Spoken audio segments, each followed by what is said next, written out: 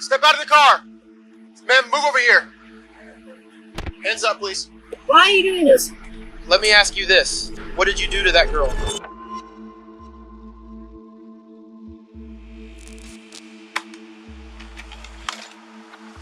Police, anyone here? If anyone's up there, come down with your hands up now! I think there's blood on this wall. Yeah, this looks like dried blood. These cops just found the bloodstains of a missing girl. Samantha Guthrie left her mother's house the previous day, never to be seen again, and her blood was just discovered on the walls of this abandoned house. But the police are about to realize that this is a couple's murder house, and the killers have already fled across town, hunting for their next victim. Why don't you explain what's going on? Just really chased us. What's wrong? With no idea who the next victim of the killer couple could be, and with time running out, detectives find themselves entangled in a web of multiple suspects, all tied to the abandoned murder house. You're looking at some serious problems. I got nothing to say to y'all. Without my attorney present, nobody else sitting here, I got nothing to say. Help us. This is serious. She deserves to get killed like this.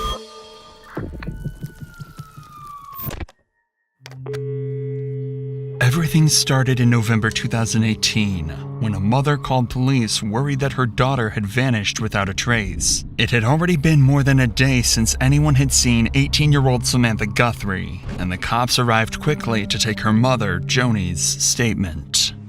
Hello.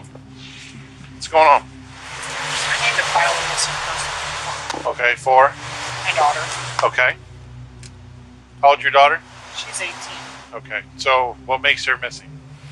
We can't find her. We got a call yesterday saying she was shot in the head, thrown in the trunk of a car, and they took off. The police were called yesterday. They went over to the house that it supposedly happened at. They checked. They said they didn't see anything. Right. Okay. And where was this supposed to be at? On Lillian. Lillian. Where's Lillian at? I've never heard of it. Little did this cop know, he'd become extremely familiar with Lillian Street, as it would become the site of hours and hours of investigation and one of the most disturbing crimes to come out of the city in years. But for now, it sounds as though Samantha was murdered, or at the very least kidnapped. But nobody can be sure. All of this information came over a mysterious phone call from someone they didn't even know. What's the address again? 375 Lillian. Why would she be over there? Because she's started getting into bad stuff. Okay. She turned 18. She left. When was that? Okay. So that's the house right there? I don't know what the house looks like. Okay. I didn't go there.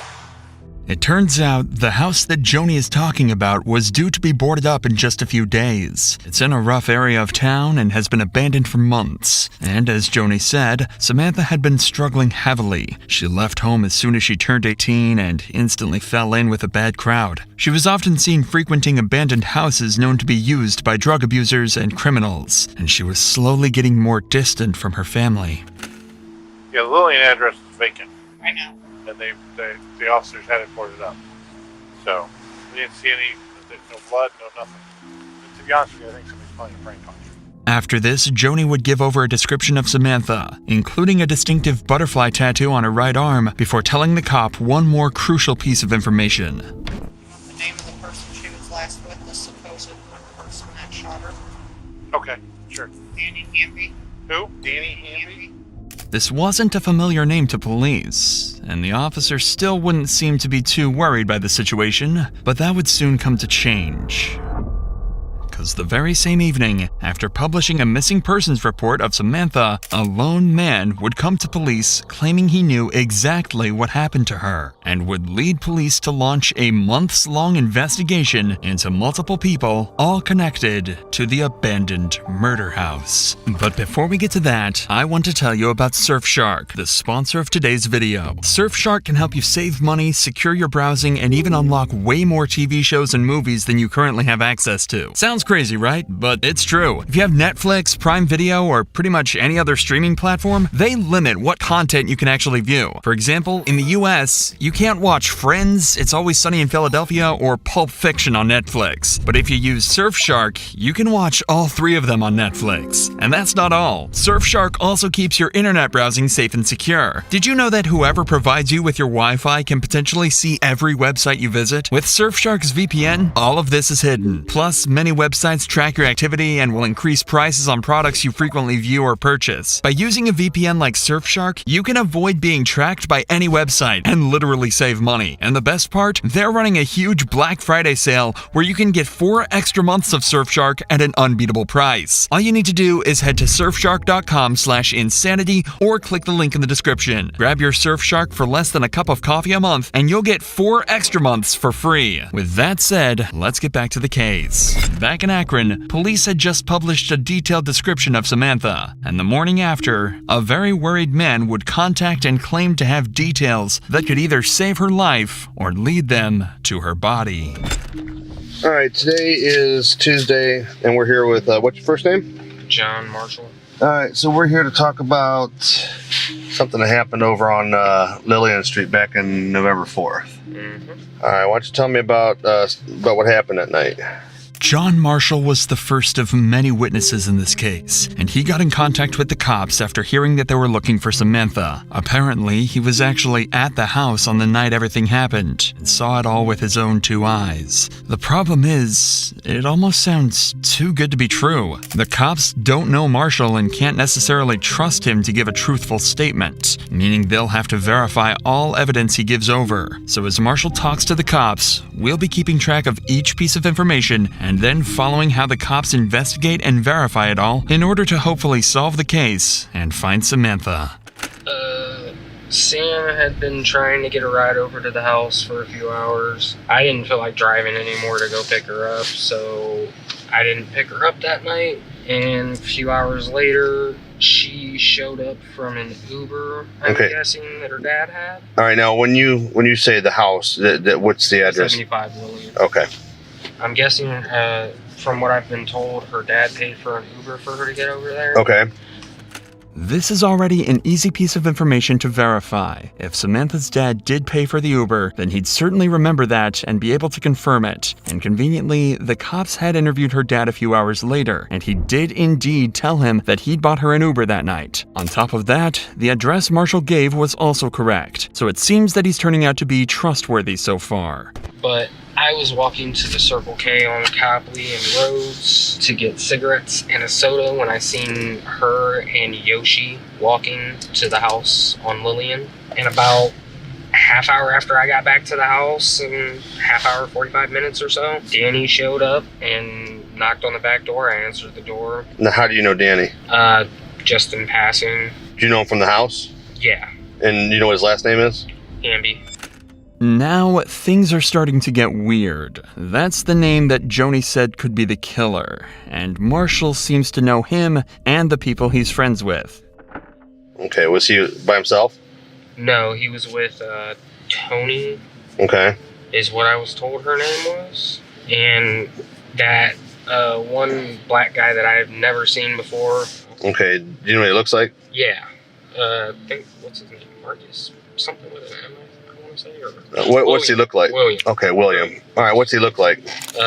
Tall, about 6'2", 6'3", 225, medium build, okay, dark skin. So they came up to the back door? Yeah.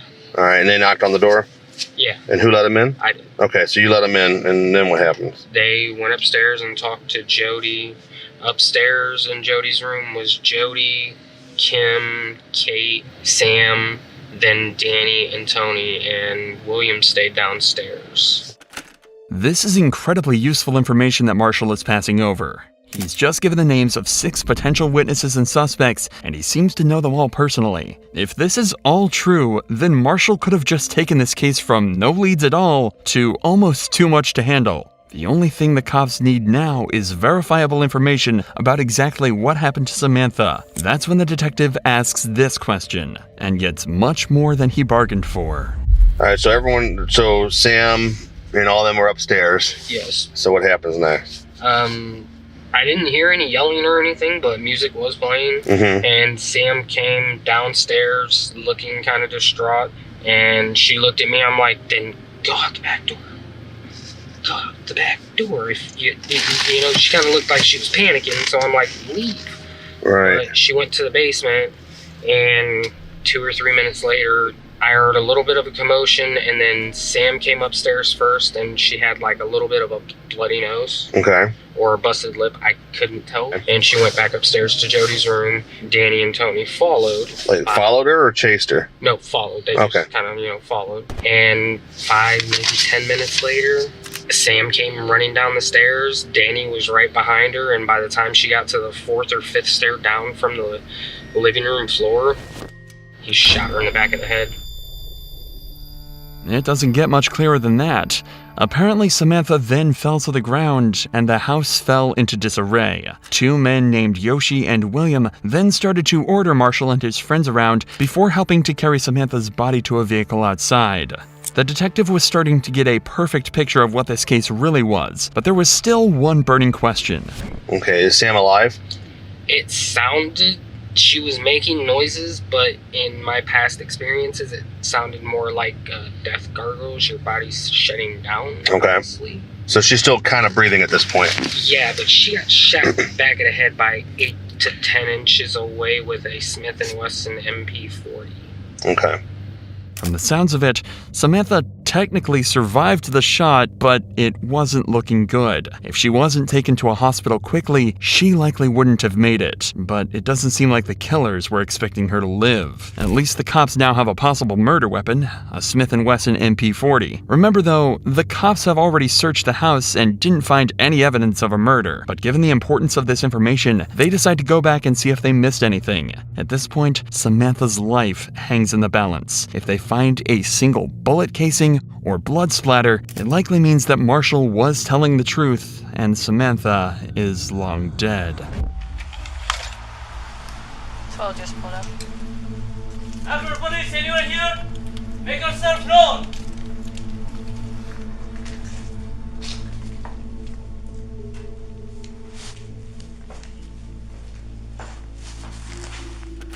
These are the steps that Samantha was allegedly shot on, but the cops can't stop to investigate yet. Knowing how hot this house is and how many places there are for people to hide, they have to be on high alert and clear the entire place out before they can even think about letting their guard down. All 3 officers have their guns drawn and are doing their best to stick together should anybody be inside. I'm going left. I can't get it.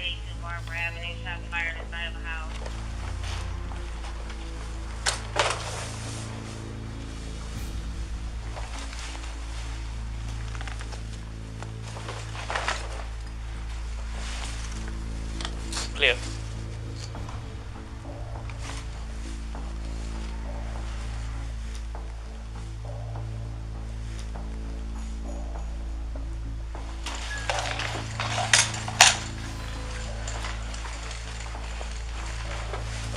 Actor, please! Black Camaro lives in the parking lot.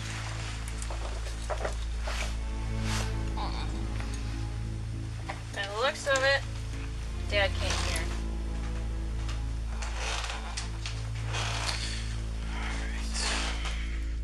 It seems like the house is empty, but it's a complete mess. There's no obvious evidence of a murder anywhere, so it's now clear why the cops didn't find anything their first time here. However, Marshall had told them 2 very important things: exactly where the shot was allegedly taken, and more importantly, that William and Yoshi had actually come back to clean up the scene. That means that any signs of the murder could be extremely difficult to find, but not impossible. In fact, you've actually already seen some evidence that proves Marshall's story to be 100% true. Take another look at the marking on this wall, right below the crack. It's a little difficult to see, but that isn't graffiti. That's Samantha Guthrie's blood. Once the cops spotted this, it all fell into place. Multiple blood spatters that hadn't been cleaned up were found on the walls, as well as the bullet casings that looked similar to the bullets that the Smith & Wesson MP40 uses. Marshall was telling the truth. Danny and Tony were now wanted for murder, and they had 4 other witnesses they could use to track them down and convict them. And in fact, they wouldn't have to wait long, as police were soon called to a house where a girl claimed a couple had chased her with a gun.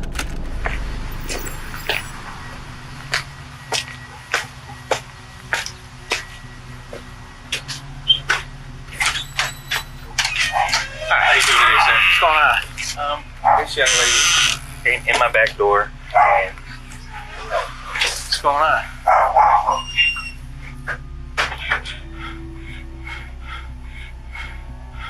You want to step outside and talk? Who's they? Huh? Do you need EMS for anything? This is Kimberly. One of the girls that Marshall mentioned was at the house the day Samantha was shot. The owners of this home called the cops after she begged them to let her inside as she was being chased, allegedly by some others that frequent the house on Lillian Street. The cops are desperate to know what could have possibly made her this distressed, so they bring her outside to their cruiser to talk. You're safe now, okay? Why don't you explain what's going on? So keeps like looking all around. Who's they? What do they look like? This guy named Human. Black guy, white guy? Black, like short. What was he wearing? Black pants and a black like, short sleeve hoodie thing that like had a hood, like it's drawstring right here, but it wasn't like a hoodie. Just one black guy? You know, they were just with a bunch of white guys. And I think a black and white guy? There was a black guy, like 3 white guys. And then like a mix. I think I was his friend. Whatever happened to Kimberly was clearly a blur to her, but the cops are starting to get a little concerned. Barely a couple days after Samantha's supposed death, one of the witnesses gets chased by a group of people holding guns. It could just be coincidence, albeit a terrifying one, so the cops ask her why she was in town to see if this could be related to anything else, and they get the most worrying answer possible. So you're from the Falls, you were visiting a friend here in Akron. Where's that friend at now? And where do you know where they live? I have no idea where they are. I have no idea. I'm gonna run her name. What's the friend's name? What's her last name? Harris. Jody Harris. Do you know what street she lives on? That's a guy. What's that? It's a guy. Okay, what street does he live on? He's on Lillian. What is it? Lillian? The only reason Kim was in town was to meet her friend Jody on Lillian Street, and she doesn't know anyone else from around here. That's when the cops come to a horrifying realization. They think Kim was just attacked because she was a witness to Samantha's supposed murder, and now they have a terrifying situation on their hands. If they don't track down the killers and all their accomplices quickly, they could be looking at a lot more than just one murder. This case had now become a top priority, and all local officers and detectives were on high alert for any leads that could help them find even just one of the suspects. And that's when they got a potentially life-saving call. A man was claiming that Danny and Tony had pulled a gun on him inside the house, and that the suspects were now in the parking lot outside bragging about killing somebody just days earlier. Cops immediately headed to the scene, thinking this might be their chance to catch the lead suspects behind Samantha's disappearance. Step out of the car! Step out of the car! Man, move over here. Step out of the car! Hands up, please. Hands up, please. What is that? Okay. Put all that stuff down. Put it down. Why? Why are you doing this? Put it down. Hands on top of your head. Why are you doing this? Stay right there. Turn around. Turn around. Nope. Stay right there. I'm telling you for now, okay? I'll explain to you what's going on in a second. Do you have any sharp on you? No. Any weapons or anything? Don't reach for nothing. You have anything? Any weapons on you? Have a seat. Stand up for me.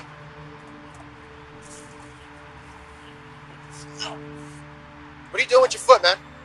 I got Blisters? blisters and fucking, it's called jumper rock. There's another one right here. Where at? Don't reach. The what do they call it? Fifth pocket. The fifth pocket right here. Okay. There's a knife right there. I'll take care of it. I just want to make sure I got a bag of needles in my pocket. A bag of needles, you said? Yes, sir. So far, this has been surprisingly easy. At this point, the officer had no idea it would actually be the interrogations that'd be the hardest part of this process, but he's enjoying the simplicity while it lasts. Soon, a couple more officers arrive on the scene to help search Danny and Tori, secure them, and collect some information before they're taken away for questioning. I haven't been upstairs to talk to whoever lives here yet. Okay. When I pulled up, he was in the driver's seat. She was digging in the trunk. As soon as she saw me, looked like she did something, she closed it real fast. I just did a quick pat down to make sure they didn't have any guns on him. But if you guys could try to get a hold of him, figure out what the hell is going on here.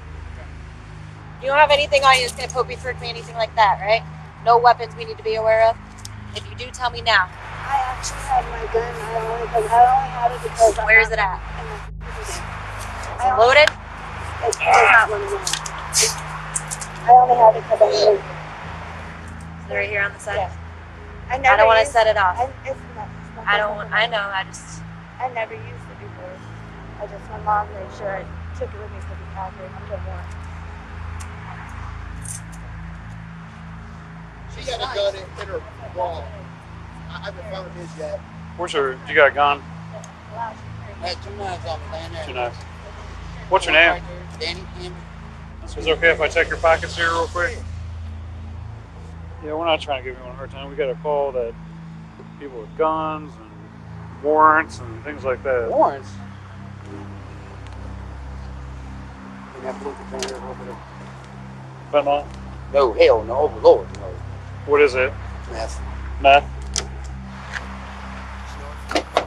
Just come around here. There you go, good. Eventually, the officers brought Danny and Tony back to the station for interrogation, and this is where the hard part started for the detectives. Lieutenant Wynn, Detective Ross. How you doing? So, they got you with a gun. Okay. You okay? I want my attorney. Okay. Can I read it to you then anyway? Yeah. For the record? You have the right to remain silent. You understand this, right? Here, it's important to note that Danny thinks he's been brought in just because of the gun incident. At this point, he is unaware that police have him and Tony as lead suspects for Samantha's disappearance. Detectives are doing this to potentially lead him into a fake story or timeline that they can prove wrong later. You've indicated that you want to talk to your lawyer? Correct. I don't know what it's about, but I still want my attorney. I know that. Okay. I do this. All right. I don't know what to do about your... I got 11 numbers. Give me my attorney. All right. Man, I don't know what we can do about your freezing, but maybe get you out of here as soon as we can. How's that? While you're here, can we cover at least cover something? You can talk, right? I ain't gonna say nothing. You mind if we get some swabs from you? Like I said, you can talk, I ain't gonna say nothing. All right. Look, I'm gonna tell you like this, man. I got 11 numbers, 23 years in the system. I ain't got nothing to say to y'all. Without my attorney present, nobody else sitting here, I ain't got nothing to say.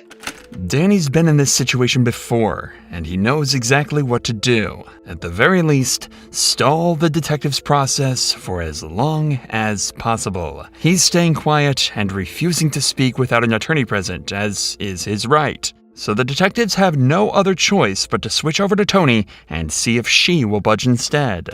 Have a seat there, everyone. I'm Lieutenant Wynn. This is Detective Ross. Hello. Hi. But I didn't know anything else came together. I never had a weapon before in my life. My mom gave it to me because I started working here at Lake. So. We're going to read your Miranda rights, okay? They already did that. Okay. Good. Okay, you understand them and everything? Okay. There's a girl that's missing. And we have strong reason to believe he's involved in her disappearance. He couldn't do that. So. He couldn't do that. Why couldn't he do it? Because he's not that type of person. Okay. But like I said, we have a lot of information pointing to his involvement in this girl's disappearance. So what I want from you is to know if you've ever seen this girl before. And think hard before you answer, because we want to know if you've seen her. Okay, and you've never seen her before. That's true. They're deciding to be a lot more upfront with Tony and treat her not as a suspect, but more of a witness.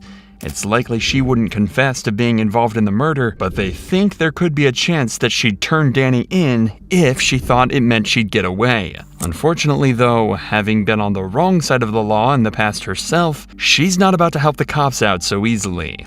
I'm gonna be straight with you. He's looking at some serious problems. And from what you're telling me, if you were with him that whole time the past 3 days, which she went disappeared in the last 3 days. So if you were with him the whole time, you know what my next leap is. Well, that's ridiculous because he was with me. We were in Warren. Think real hard, because this is very important to what happens with you in the future. Okay? No, I get that.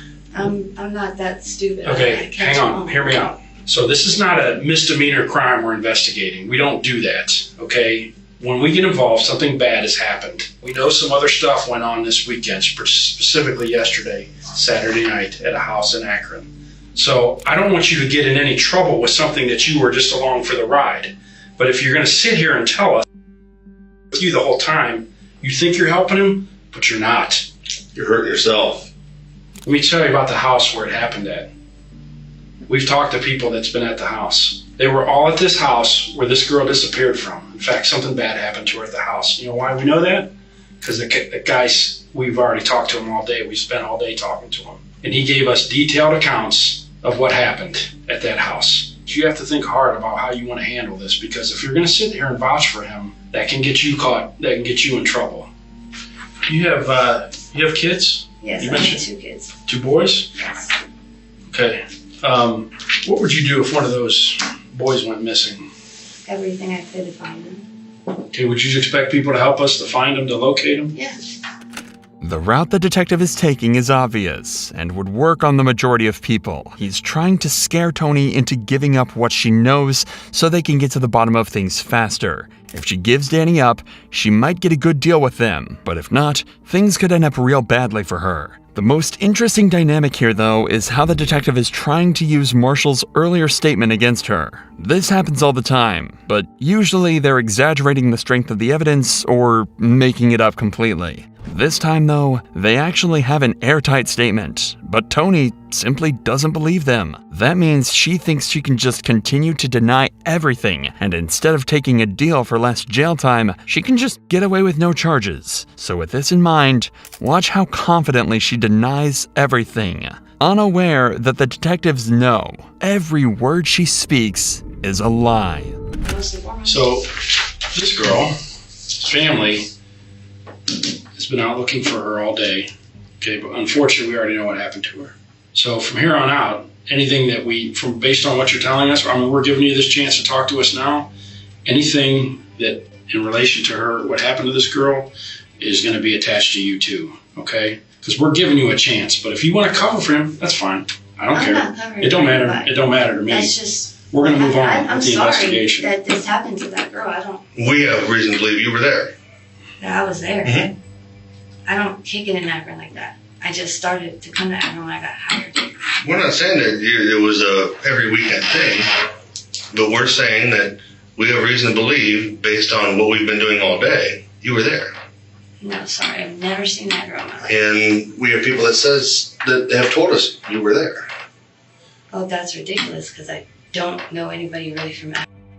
You know, actually, in addition to the people that we talked to, said that this all started because you and this girl got into some kind of altercation.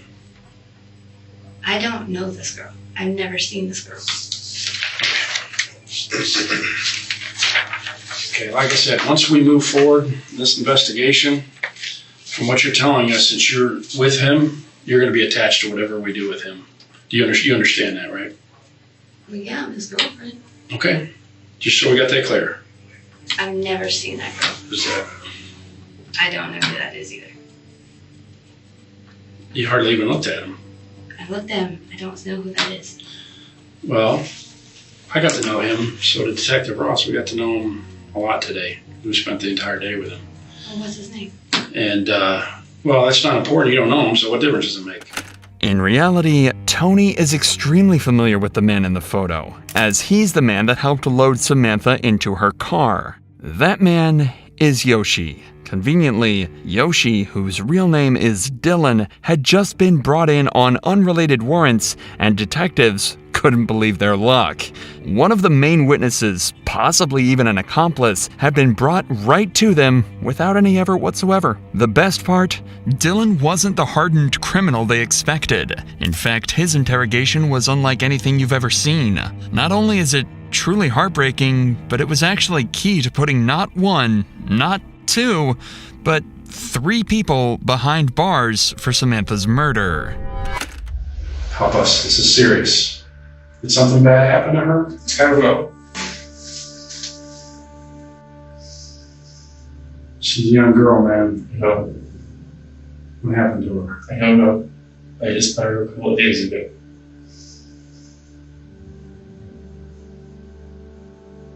Help us. Help us. Do you see something bad?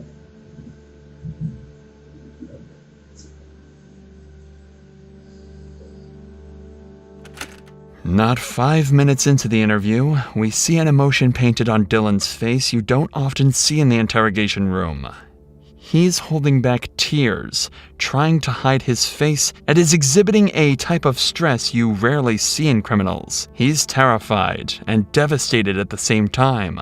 After all, he's just 19 years old. He shouldn't be caught up in all of this. The detective picks up on this immediately and wants to figure out precisely why Dylan feels so strongly about all this. They spend some time discussing simple details, with Dylan deflecting pretty much everything. But this whole time, the stress is building up in Dylan, and 15 minutes later, the detective notices that he's on the verge of completely breaking down, and he decides to exploit this perfectly.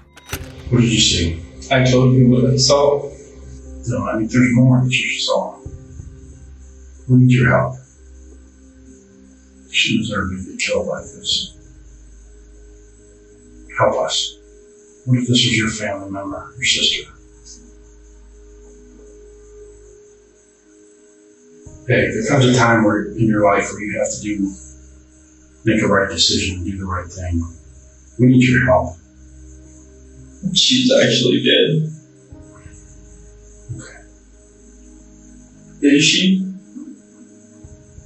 That's what I'm talking to you about. Did you see something that happened to her? If we talk about it, you're going to feel like the weight of the world is off your shoulders.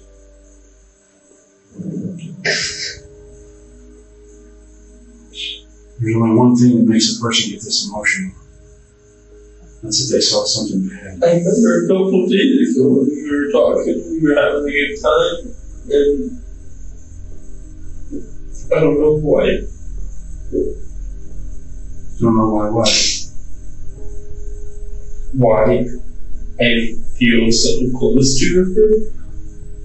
So you guys hit it off. Well, you're close to the same age, right? You felt a connection with her? Because you maybe had the same problems growing up and stuff like that? Probably. What did you guys talk about? Just life and stuff like that? Yeah. We would listen to music as well. What did you guys listen to? You guys like? She played music. I don't really prefer music. I just like the white noise. It's tough, man. I'm sorry. I'm sorry we're here. I think fine up to this point. Not talking about it, not thinking about it. I mean, I was thinking about it, but what were you thinking about? Just that this person that could have been a potentially good friend, or more maybe, I don't know, is not going to be that person. No, it hurts, doesn't it? Maybe you can help her. She may not be here, but that doesn't mean you can't help her. Help her what? find out what happened to her. There are hardly any words to describe what Dylan must be feeling here. He was clearly born on the wrong side of the tracks and fell in with a bad crowd. He also clearly loved Samantha, which is really the biggest tragedy of all. Over the dozens of interrogations with witnesses that were conducted, detectives realized that Samantha was murdered over a small disagreement with Danny and Tony. It was needless, senseless, and ruined countless lives, and Dylan is unwillingly right in the center of it all. The detective gives Dylan a moment to calm down and work through his emotions. Then he tells Dylan that he has one more chance to tell him what happened, bring peace to Samantha's family, and get to the bottom of this once and for all. I was on my way out. Sam came back and I guess his girl or someone came in with her. They were yelling at each other, arguing. We go towards the direction of downstairs. She turned around, came back, either slapped her or put something on her cheek or something. I don't know. And she went downstairs. While she was on the stairs, turning that corner to go down the rest of the stairs, he followed her and held the gun up, shot. I don't know where he hit her. He only grazed her. She fell on the ground at the bottom of the stairs. I had to carry her out to the trunk. Did you make you do that? Did you make you carry her out to the trunk? I wasn't not going to. You still have the gun out at that time? No. But I mean, that's not what had me do it. I mean, there's a body in the living room and blood everywhere now. So we got on the furniture out of the living room. Or I got on the furniture out of the living room. Tore up the carpet. Cleaned up the wooded floor underneath. Where's the carpet at? Gone. On where? Burned. How'd you get all the furniture out of there? I moved it. What did you do once it was outside? It wasn't outside, it's all in the kitchen. Still in there? Probably. Everything Dylan has said lines up perfectly with not just Marshall's statement, but the evidence too. Outside, the detectives found a fire pit where something had recently been burned. They surmised that this was a carpet with all of Samantha's blood on it. And inside, right at the bottom of the stairs we looked at earlier, a large area of carpet and drywall are missing right where Samantha was shot. However, that's where Dylan says his involvement ended, meaning he can't answer the single most important question that the detectives still had. Where was Samantha's body? For that, they told the cops to turn to the fourth and final suspect that the cops had had since the very beginning. William, who Dylan said left in the car with Danny to hide Samantha's body. Our concern is obviously mostly for the family. I think you're probably feeling that way too a little bit. Whatever this girl's relationship with her mom and dad, she has a mom and dad, and they want to be able to bury the kid. We know she's dead. I know you're probably wiped out. I mean, we're wiped out, dude. We've been at this since 9 o'clock this morning, so we're wiped out too. We ain't eaten. I know you probably haven't eaten either, and I understand you're having some issues as far as, where you guys actually were at. So we want you to try at least think about, where are you guys with the body in the back of the car? I remember going back home and going up the hill. And unfortunately, it's just the way that I was laying down in the back. You were actually physically laid down, or you were just kind of relaxing? No, they They were all laid out. They wanted me to lay low. I was crunched up, I was down. I thought they wanted me to lay down in the back and they wanted me to see where we're going, and I really thought that was it for me, really. William was happy to cooperate with the detectives, which made their jobs considerably easier. The only problem is that he didn't actually see where they drove. He was forced to lay down in the back of the car so nobody saw him in the car from the outside, so he might not be as helpful as the detectives initially thought. However, he was able to tell them that they didn't travel for very long and gave a description of the area where they finally hid the body. Was there a lot of was it a real rural area? It was getting more rural at that point. You know, I remember just a lot of before we got to the place with the fenced off area where he pulled in, where he wanted to, I guess, take her body to. I just remember like a lot of taller trees. I remember seeing a lot of orange, you know, a lot of the fall colors, you know, just really popping out. Like it was just really, really bright because there was so many trees. You know, so I knew we were getting more work. Then I popped up to get out of the car. Like I said, it was just like a 2-lane road, you know, not really marked, you know, just a 2-lane road. I didn't see any cars coming and going. It wasn't the most detailed description ever, but it turns out it was all they needed. A few days later, an officer mentioned they might know an area just outside of Akron that matched the description, so they sent out a patrol car to search the area. And, sure enough, they found it. Samantha's body lying amongst the dirt, not even buried, just dumped out in the open. Immediately, they were able to identify it by the butterfly tattoo on her arm that her mother had mentioned all those days ago. Their search had finally come to an end, and her family could finally make peace. The only question now was what to do with the suspects. The detectives clearly named Danny as the murderer, with Tony having a large role in the murder too. However, despite how helpful William ended up being, the rest of his interview and other witness statements implied he had a lot more to do with the murder than he initially let on. So he was charged with abuse of a corpse and tampering with evidence, with a sentence of 10 years. And the court had to decide on the fate of Dylan, the 19-year-old. They decided that he shouldn't have been involved in this, and given a second chance, he might be able to get his life back on track. So he was charged with tampering and obstructing, but he was only given 5 years of probation. As for the killer couple, Tony was given 16 years for tampering with evidence and obstruction of justice, and Danny was charged with murder and abuse of a corpse, and given a life sentence with the possibility of parole after 24 years. Thanks again, Surfshark, for sponsoring this video. Head over to surfshark.com/insanity or click the link in the description for 4 extra months of Surfshark at an unbeatable price.